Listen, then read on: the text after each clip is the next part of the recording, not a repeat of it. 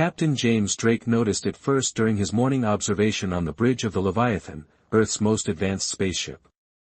Hung silently in orbit, its massive hull reflected the distant sunlight. Drake's weathered face frowned as he studied the readings on his screen.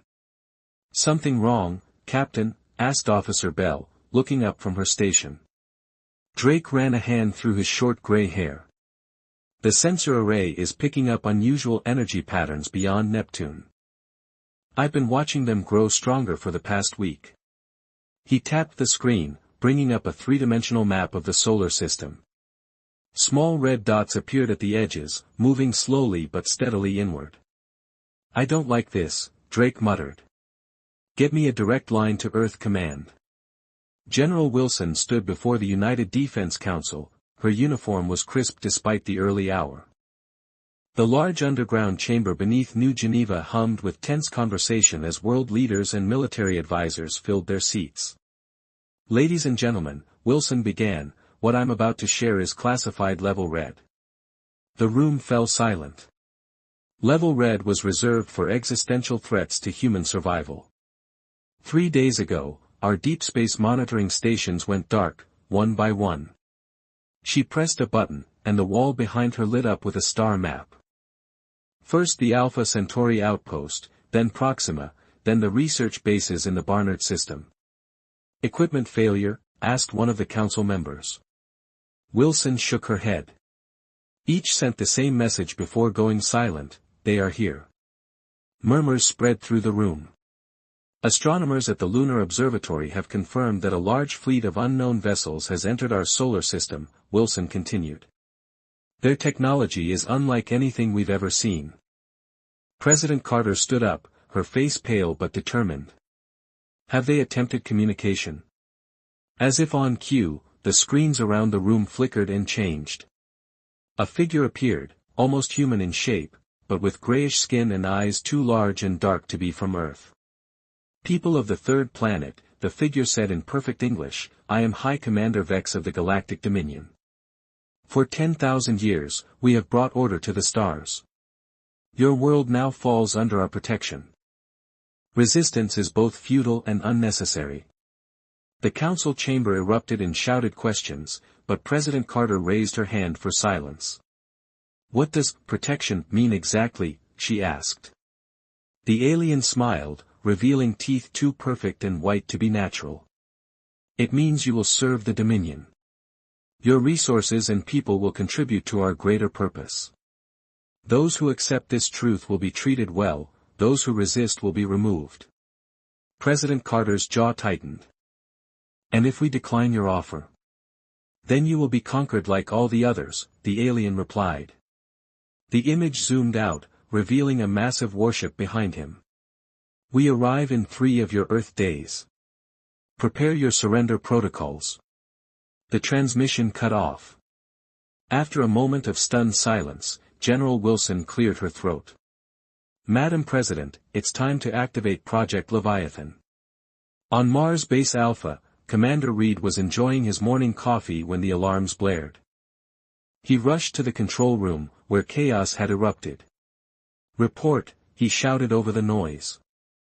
"Multiple objects entering Mars orbit," replied the young lieutenant at the scanner. "They're not responding to hails. Energy signatures unlike anything in our database." Reed looked at the monitor. At least 30 ships, each larger than anything humans had ever built, were positioning themselves around Mars. "Battle stations," Reed ordered. "Get me Earth Command, now." Before the communications officer could comply, the first shots were fired. Energy beams of blinding intensity struck the base's defenses. "Shields at 60%, someone shouted.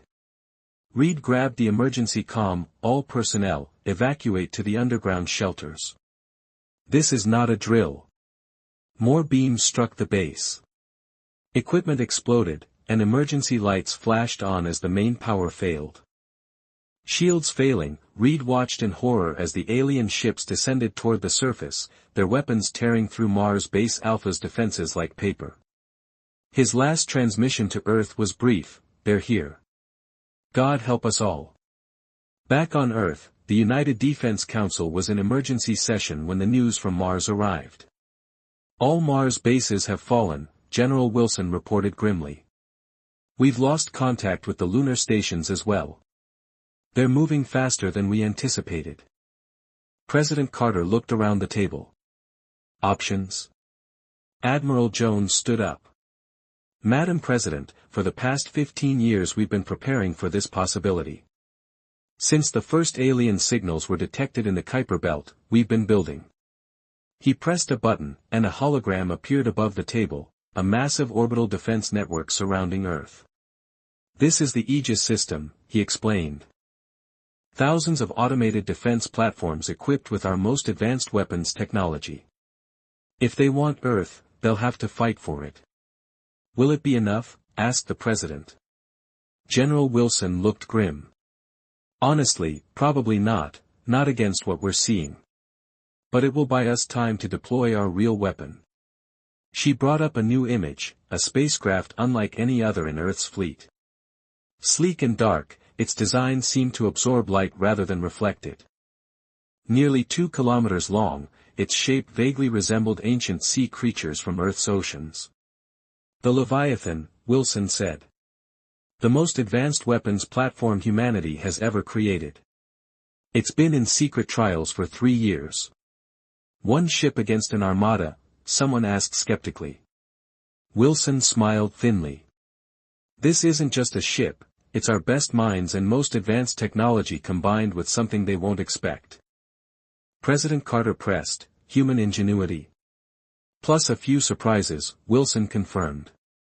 We've been working on them since we discovered we weren't alone in the universe. Aboard the Leviathan, Captain Drake read his new orders with a grim expression. Around him, the bridge crew worked with quiet efficiency, preparing the massive ship for its first real combat mission. Captain, we're receiving a transmission from the approaching fleet, Officer Bell reported. Drake nodded. Put it through. The main screen showed the same alien face that had addressed Earth earlier. You have one of your planetary rotations remaining to surrender, High Commander Vex intoned.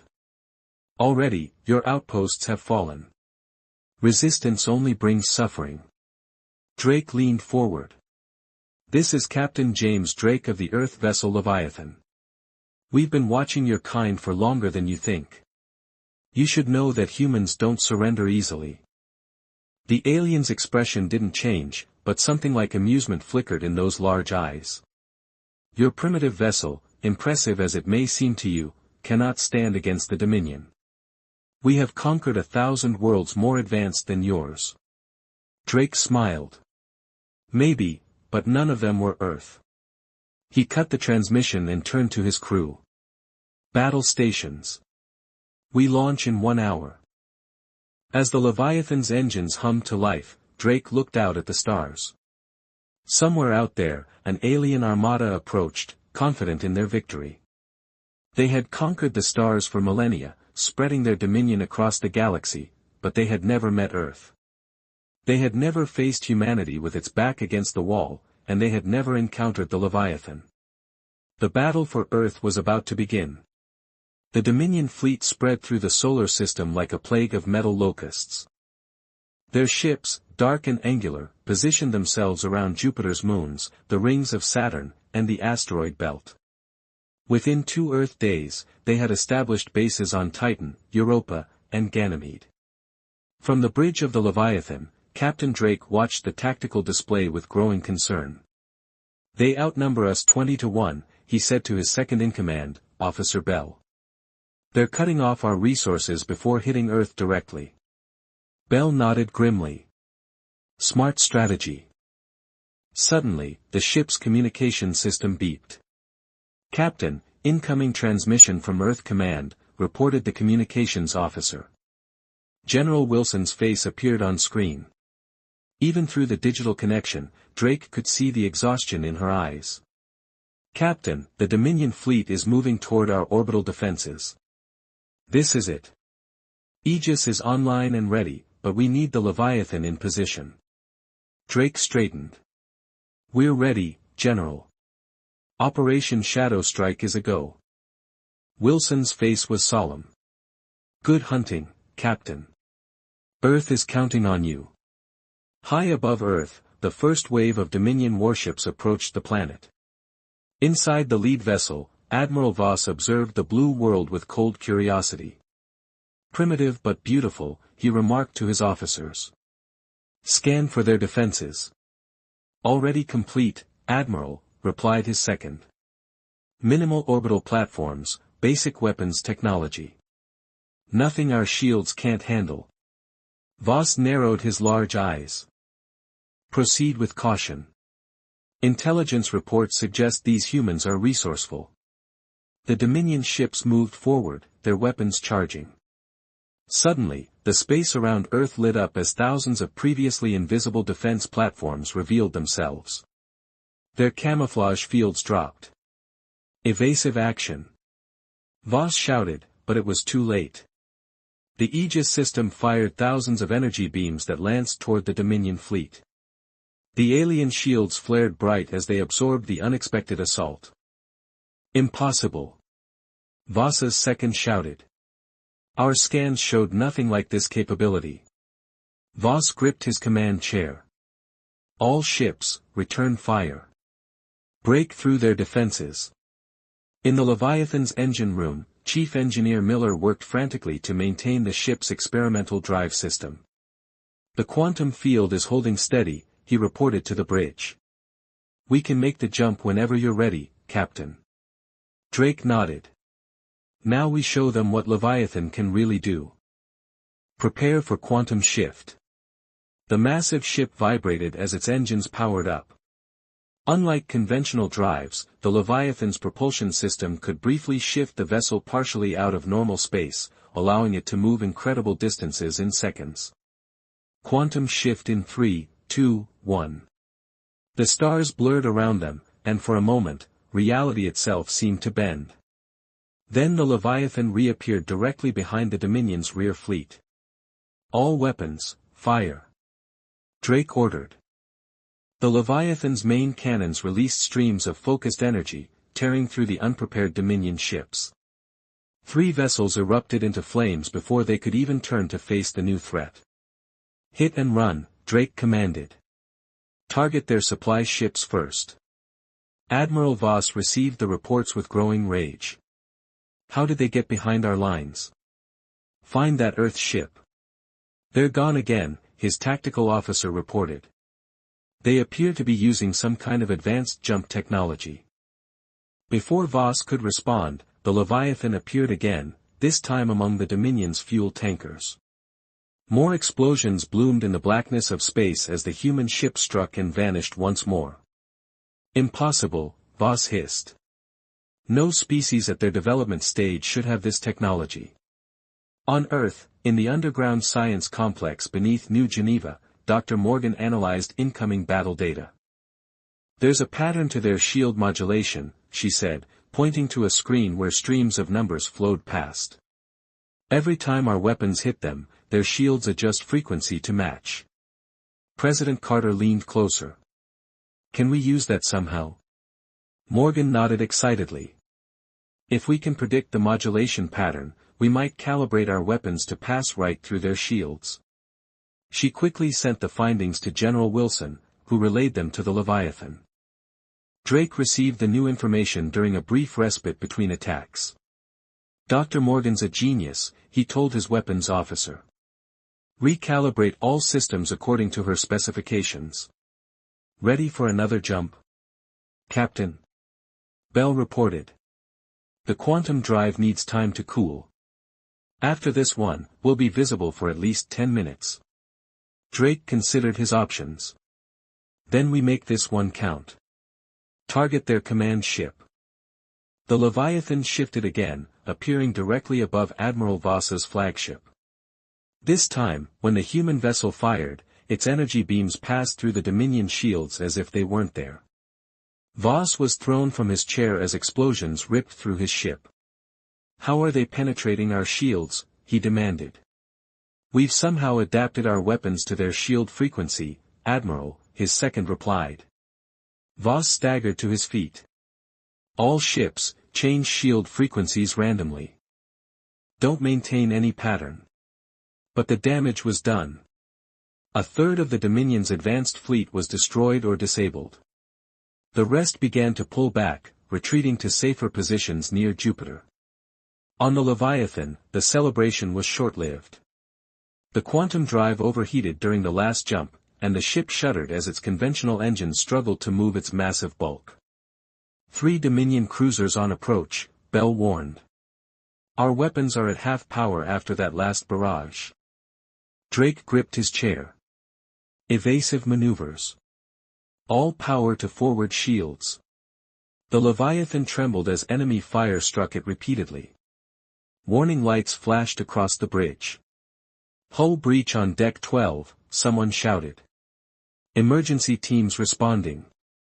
More blasts hit the human ship. Drake watched as systems failed across the board. Just when it seemed the Leviathan would be torn apart, a fresh wave of fire from Earth's defenses forced the Dominion ships to break off their attack. The Leviathan limped back toward Earth, battered but not beaten. In the aftermath of the battle, both sides assessed their losses. The Dominion fleet had retreated to regroup, but everyone knew they would return in greater numbers. Admiral Voss paced his damaged bridge. I want to know everything about that human ship, he demanded. Its capabilities, its weaknesses, everything. On Earth, General Wilson delivered her report to a somber defense council. We bloodied their nose today, but this is just the beginning.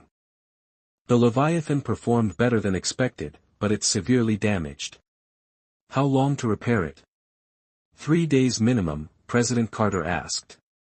But our intelligence suggests the Dominion is calling for reinforcements from across their empire. Next time, they'll come with an even larger fleet. Dr. Morgan stepped forward. I may have something that can help. Something we learned from studying the wreckage of their ships. All eyes turned to her as she began to explain her discovery, one that might give humanity a fighting chance in the battles to come. As the damaged Leviathan docked with Earth's orbital station, Captain Drake looked out at the stars. They had won the first round, but the real war was just beginning. 3 days after the first battle, the skies above Earth grew dark with Dominion ships. The reinforcements Admiral Voss had called for arrived in waves, their massive hulls blocking out the stars as they took position around the planet. In the orbital repair dock, the Leviathan underwent frantic repairs. Technicians worked around the clock, patching breaches and replacing damaged systems. Captain Drake hadn't slept in 48 hours, dividing his time between overseeing repairs and strategy meetings with Earth Command. We've counted over 500 new Dominion ships arriving in the last 12 hours, General Wilson reported in the command center beneath New Geneva. They've established a blockade around Earth. Nothing gets in or out. What about our outer colonies? Mars? The Jupiter stations? President Carter asked. All gone, Wilson said grimly. The Dominion has taken control of every human outpost in the solar system. Dr. Morgan entered the room carrying a tablet filled with data. Her eyes were red from lack of sleep, but there was excitement in her voice. We've made a breakthrough, she announced. She placed her tablet on the table, and a hologram appeared showing complex diagrams of alien systems. Their ships use quantum entanglement for instant communication across vast distances. It's how they coordinate their fleet so effectively. We can hijack it. Aboard the Leviathan, Chief Engineer Miller led Drake through the ship's central core where a new device was being installed. We're calling it Project Kraken, Miller explained, pointing to the massive apparatus that hummed with power. Based on Dr. Morgan's research, it can tap into the Dominion's quantum communication network. Drake studied the device with a mixture of hope and skepticism. What exactly will it do? In theory, it could let us listen to their communications, send false orders, or even disable their coordination entirely, Miller said. It's never been tested in combat, Drake noted. Of course not, Miller laughed. But Dr. Morgan believes it will work. Drake nodded slowly. It has to work. We're running out of options. Just then, Officer Bell hurried toward them. Captain, you're needed on the bridge immediately. The Dominion is broadcasting across all frequencies. On screens across Earth, Admiral Voss's face appeared. The alien commander looked confident, his large eyes reflected cold determination. "People of Earth," he began, "your resistance has been noted. It is unusual, few species fight back once the Dominion arrives." He paused, as if expecting appreciation for the compliment. "However, this changes nothing. We have blockaded your world. Your colonies have fallen. Your resources now belong to the Dominion." The camera pulled back to show Voss standing on what appeared to be the surface of the moon, Earth's flag lying torn at his feet behind him. Dominion ships landed troops and equipment on the lunar surface. "Your moon is now under our control. Soon, we will begin our ground invasion of Earth itself. This is your final opportunity to surrender." The transmission ended, leaving millions of frightened humans staring at blank screens in cities across the globe. On Earth, people prepared for invasion. Some fled to the countryside or underground shelters, others joined the rapidly expanding defense forces. Weapons were distributed to civilians, and barricades appeared in major cities. But in a secret meeting room beneath New Geneva, Earth's leaders discussed their true plan. "The Leviathan repairs are nearly complete," General Wilson reported. "Project Kraken is installed and ready for testing." "What are our chances?" President Carter asked. Dr. Morgan stepped forward. "If it works as designed, we could potentially turn the tide. But there's a problem. We need to get close enough to their command ship for Kraken to access their main communication hub, and their command ship is now on the moon." Drake, joining the meeting via secure video link from the Leviathan surrounded by hundreds of Dominion vessels, spoke up. "There's more bad news. We have reason to believe there's a traitor among us on the lunar surface. The data leaks that revealed our repair schedule, our new capabilities, and details of Earth's remaining defenses came from inside the base." "Excellent," Voss told his second-in-command, upon reviewing the same leaked information. "Our source continues to provide valuable intelligence. Should we attack now while their ship is still under repair?" His second considered this. "No. I want the Leviathan intact, its technology is unexpected, and High Command wants it studied. Prepare a special task force. When the Leviathan launches, we'll be ready to capture it." Back on Earth, security protocols were tightened. Only a handful of people now had access to the full details of Project Kraken and the Leviathan's mission. Even so, Drake couldn't shake the feeling that they were being watched. In the ship's mess hall, he found Dr. Morgan analyzing data on her tablet. "How's our new weapon coming along?" he asked, sitting across from her. Morgan glanced around to ensure they were alone. "The tests are promising. Kraken can definitely tap into their network, but we need to be within 50 kilometers of their main communication hub to activate it safely." Drake frowned. "That's practically suicide. Their lunar base is the most heavily defended position in the solar system right now." "I know," Morgan said quietly. "That's why I've been working on a way to boost the signal. If we can extend Kraken's range, we might be able to activate it from a safer distance." She showed him her calculations. Drake wasn't a scientist, but he understood enough to see the challenge they faced. "Keep working on it," he said.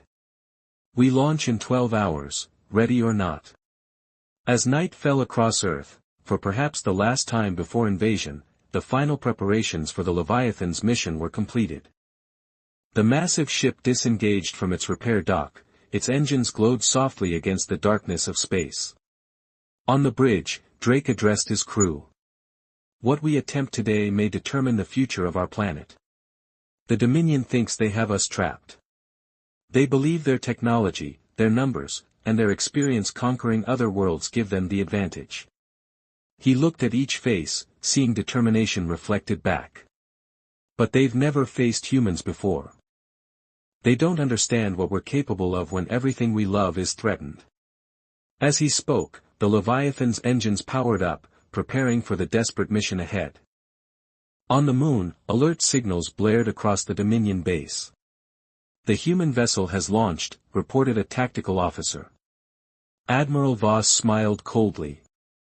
Just as our source informed us. Deploy the capture fleet, remember, I want that ship intact. Dozens of Dominion ships moved into position, forming an elaborate trap designed to force the Leviathan into a specific corridor of space.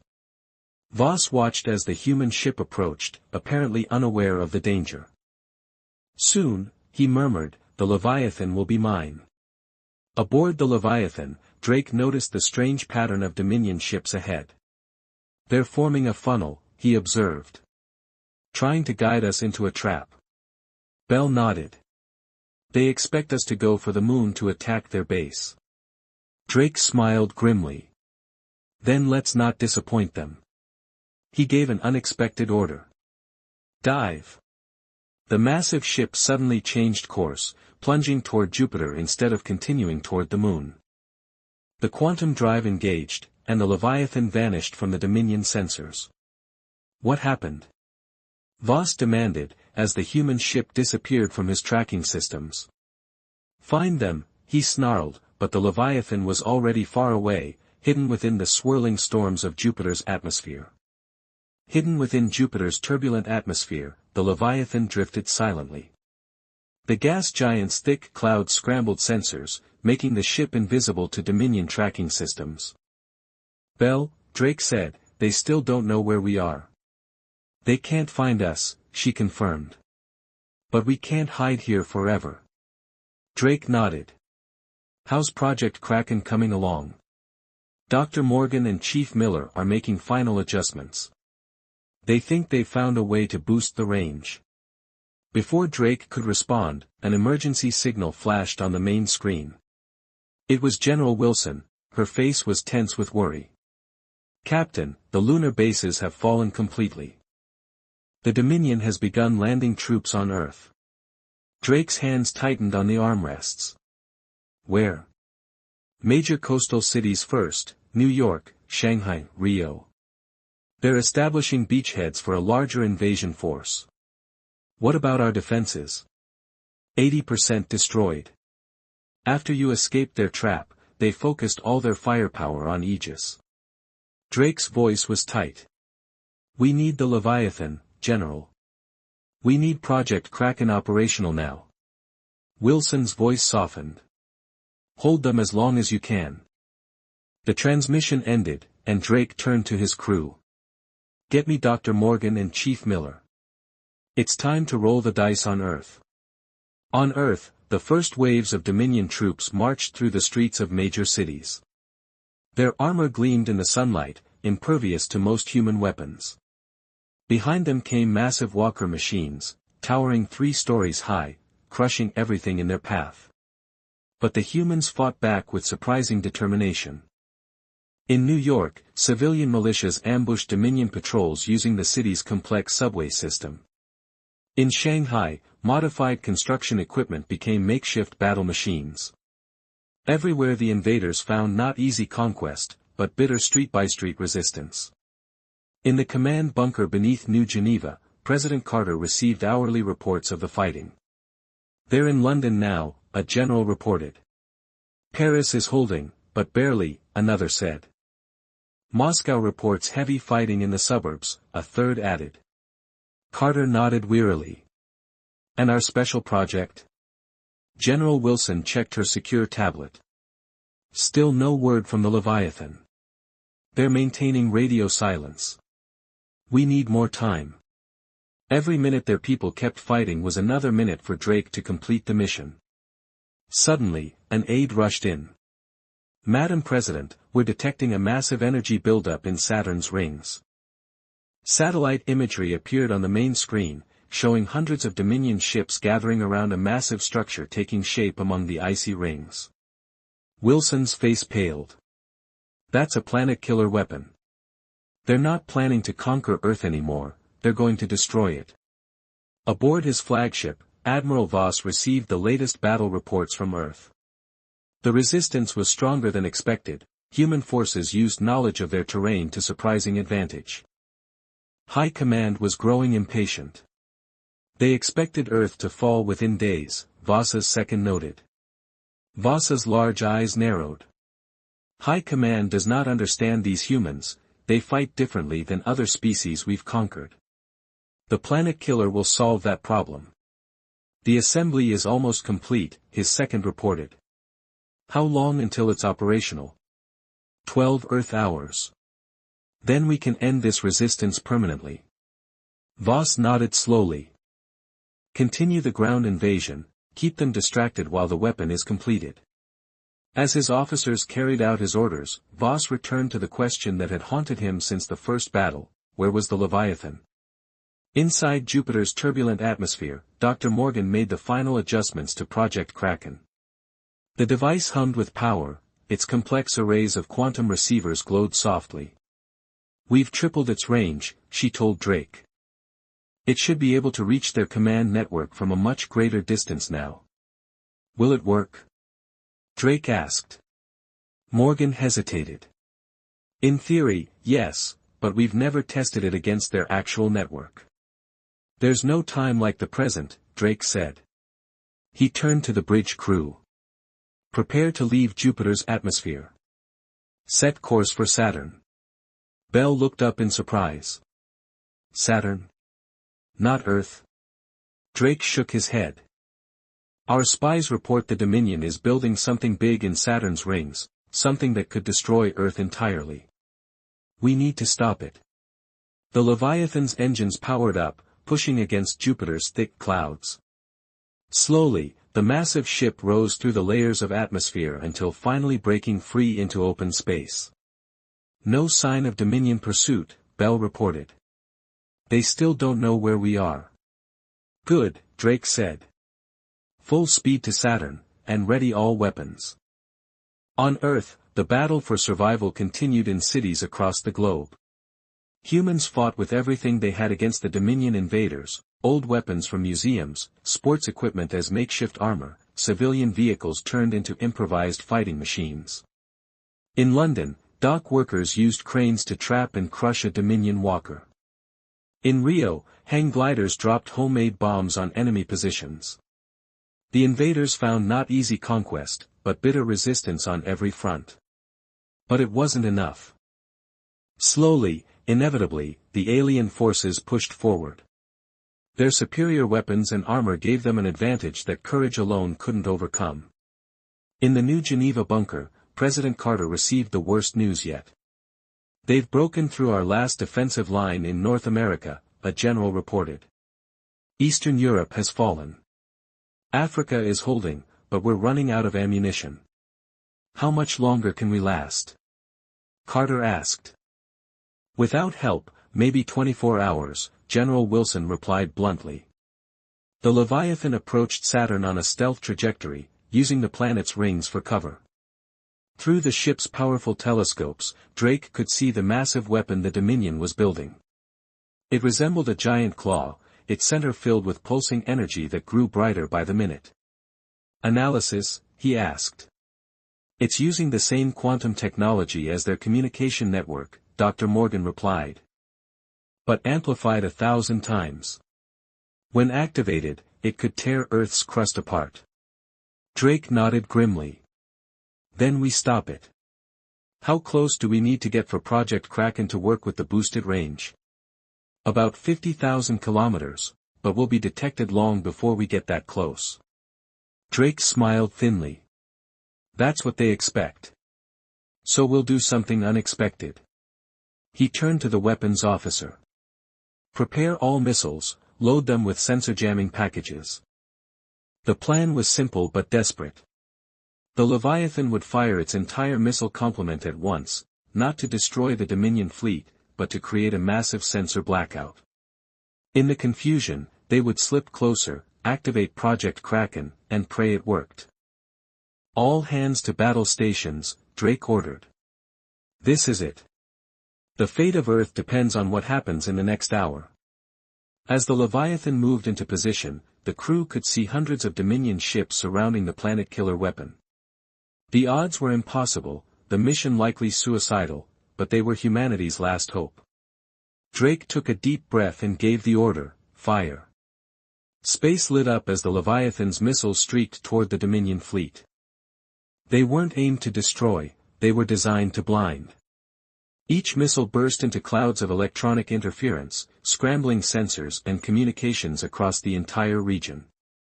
Confusion spreading through the fleet, Bell reported, watching the tactical display. Their ships are breaking formation. Drake nodded grimly. Full power to engines. The Leviathan surged forward, its massive bulk surprisingly nimble as it weaved between the drifting Dominion vessels. Alarms blared as enemy ships fired blindly into the sensor-jamming clouds, hoping to hit something, anything. Shields holding at 80%, the weapons officer called out. Drake kept his eyes on the planet-killer weapon.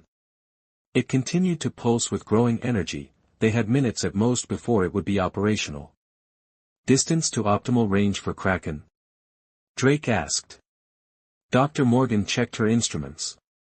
70,000 kilometers and closing. We need to get closer. A massive explosion rocked the ship as a lucky shot from a Dominion cruiser struck their port side. Hull breach on Deck 7, someone shouted. Emergency teams responding. Drake gripped his chair as the Leviathan shuddered. Stay on course. On his flagship, Admiral Voss struggled to understand what was happening. Restore sensors, he demanded. Find that human ship. Impossible, Admiral, his second replied. The interference is too strong. We're effectively blind. Voss slammed his fist against his command console. The planet killer, is it still on schedule? Yes, Admiral. The weapon is at 90% power. It will fire in approximately 7 Earth minutes. Voss nodded. Then it doesn't matter if they found us. They can't stop what's coming. The Leviathan pushed deeper into the heart of the Dominion fleet, taking hit after hit as it approached the massive weapon. The sensor jamming was beginning to fade, and more enemy ships were finding their target. Shields at 40% and falling, Bell reported. Distance to optimal range? Drake demanded. 55,000 kilometers, Morgan replied. Another blast rocked the ship, more violent than the others. Fire erupted on the bridge as a console exploded, injuring 2 crew members. One more direct hit and we're done, the engineering officer shouted over the emergency sirens. Drake made a split-second decision. Divert all power from weapons to shields and engines. Get us to that range. The Leviathan surged forward, its weapon systems going dark as every ounce of power transferred to propulsion and defense. The massive ship plunged through a gap between 2 Dominion cruisers, scraping against one with a horrific screech of metal on metal. 50,000 kilometers, Morgan announced. We're in range, activate Project Kraken. Drake ordered, Morgan, now. She slammed her hand down on the activation panel. The ship vibrated as the quantum device powered up, sending invisible tendrils of energy toward the Dominion command network. For a moment, nothing happened. Did it work? Drake asked, tension evident in his voice. Morgan frowned at her readings. The signal is transmitting, but I don't see any effect on their systems. Drake's heart sank. Had they come all this way for nothing? Then something unexpected happened. The planet-killer weapon, now glowing with nearly full power, suddenly dimmed. Around them, Dominion ships began to drift aimlessly, their engines and weapons powered down. I don't understand, Morgan said, staring at her instruments in disbelief. Project Kraken wasn't supposed to do that, it was only meant to disrupt communications. Chief Engineer Miller's voice came over the comm. Captain, something strange is happening, the quantum device has evolved. It's not just tapping into their communication network, it's taking control of their entire operating system. On his flagship, Admiral Voss watched in horror as his ship systems shut down one by one. Emergency lighting cast eerie shadows across the bridge. What's happening? He demanded. Unknown, Admiral, his second replied.